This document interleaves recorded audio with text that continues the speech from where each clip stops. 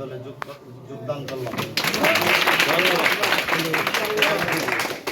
এলাকার স্বার্থে, এলাকার উন্নয়নের স্বার্থে আজম ভাই আমাকে যেভাবে নির্দেশনা দেবে আমি সেভাবেই কাজ করার চেষ্টা করব ইনশাআল্লাহ।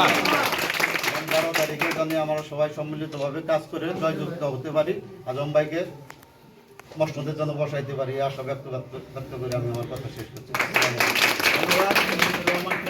এখন আপনাদের সকলের উদ্দেশ্যে বক্তব্য রাখবেন আমাদের প্রিয় নেতা, প্রিয় অভিভাবক, জননেতা জনাব খান সাহেব।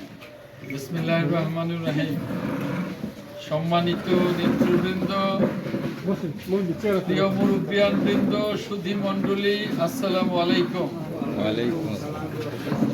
আমি অত্যন্ত আনন্দিত যে আজকে আমাদের এই এলাকার কৃতি সন্তান, সাবেক কাউন্সিলর, আমাদের প্রিয় নবীন, আমাদের যুব আন্দোলনের অত্যন্ত একজন মেধাবী নেতা আরিফ এবং আরও একজন নেতা খোকন আমাদের বাংলাদেশ জাতীয়তাবাদী দলের আদর্শ উদ্দেশ্যে বিশ্বাস করে শহীদ রাষ্ট্রপতি জিয়াউর রহমান, দেশনেত্রী ম্যাডাম খালেদা জিয়া এবং দেশনায়ক তারেক জিয়ার নেতৃত্বের প্রতি, আদর্শের প্রতি আস্থা জ্ঞাপন করে বিএনপিতে যোগদান করেছে।